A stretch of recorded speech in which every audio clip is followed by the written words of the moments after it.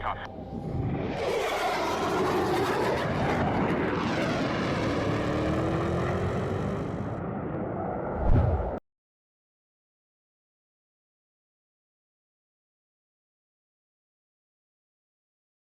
One of your emphasis items, which you told me when I was a student hire, right? So you're the one that hired me.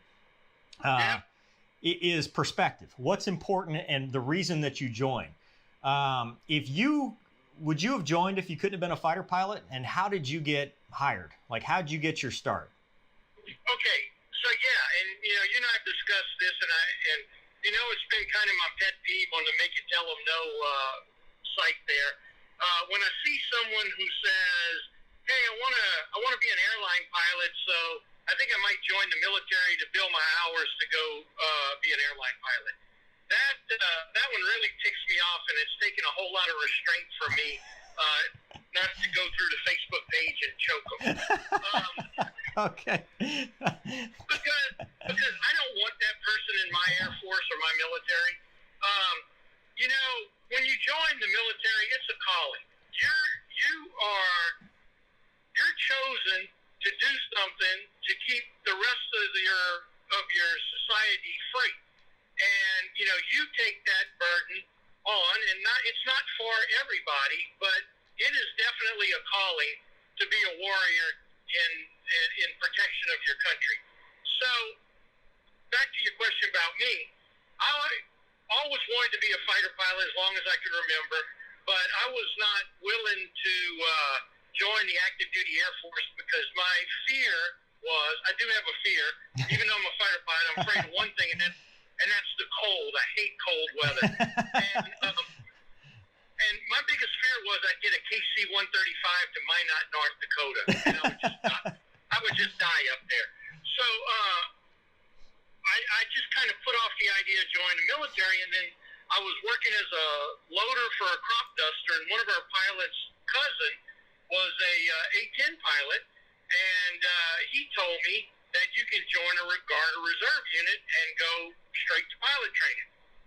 So when I found that out, I contacted the F-15 unit in New Orleans and tried to get a pilot slot with them. Well, they were in the middle of a conversion from F-4s to F-15s, and they were trying to get all their backseaters that they could through pilot training, so there was no real slots available.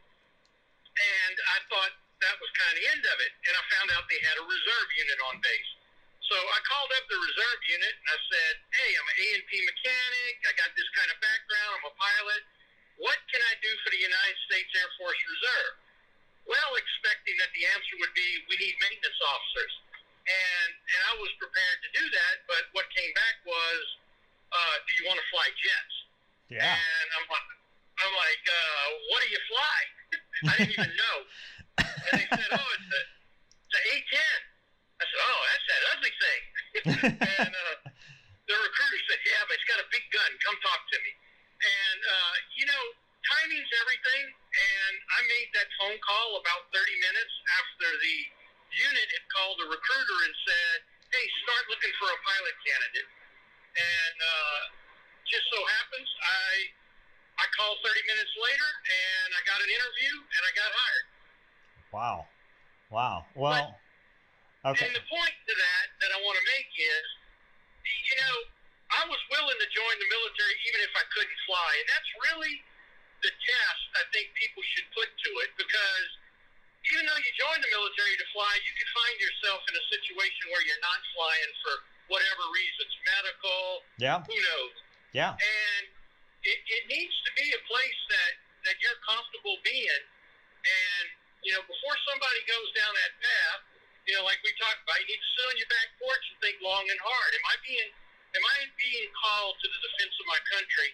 And if the answer to that's yes, then yeah, go for it. Now, you might as well do something you like doing and fly airplanes. Yeah. So, we talk about make them tell you no. When I called you, is that something that helped? Eventually I got a pilot slot, but, as far as what would you tell guys? Is that a good thing to cold call DOs, or is it just something I got lucky? And, what's your impression for showing initiative like that?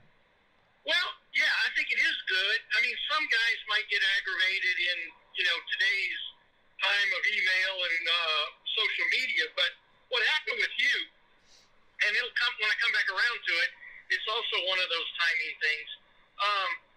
You called me, and actually I did tell you no, because yeah, I remember.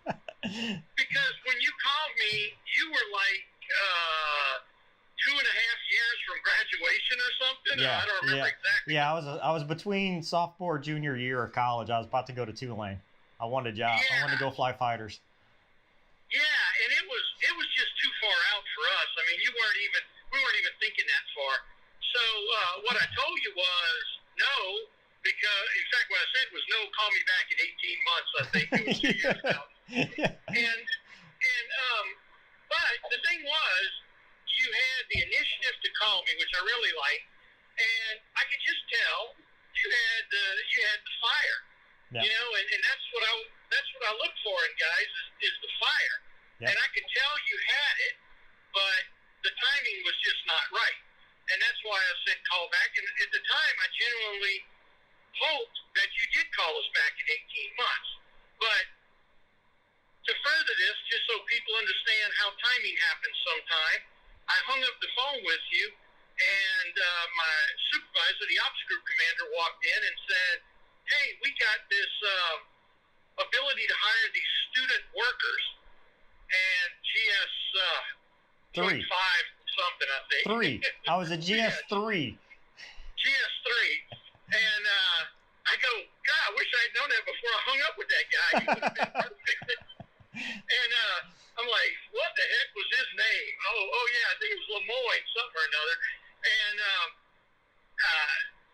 so I had no idea how to get in contact with you. It was a good idea, but I just go, well, I hope he calls back one day. And a couple of days later, a couple of dudes from the Tulane ROTC were in our building, and they walked by my office, and I said, hey, you know this Lemoine guy? And they go, oh, yeah, he works at the gym. I said, yeah, tell him to call me. Yeah.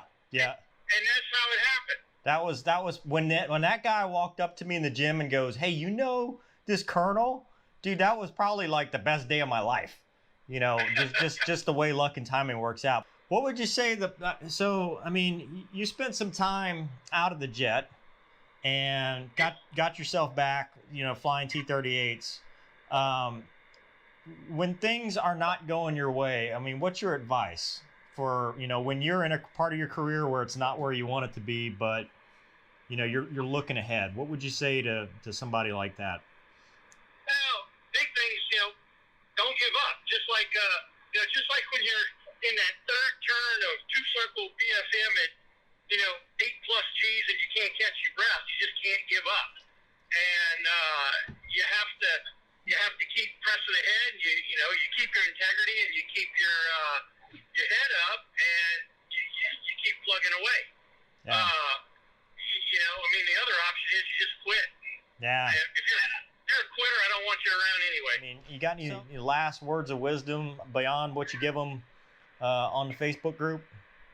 Well, the big thing is if you go in the military route, make sure, it's the right path for you and you have that calling. Otherwise, you're just not gonna be in the right place. And if it is not, if you're trying to do the civilian thing, is don't give up. It is going to be a tough road to hoe. You're going to be, eating ramen for a while, trying to get your flying time built up to the point where you can have a good civilian job. And the big thing is you can't give up. You got to keep the goal in sight and keep moving towards it. Excuse me. No. Oh! About a lot of that. God. Why is that an Air Force guy? Usually fly with the doors off. All Fox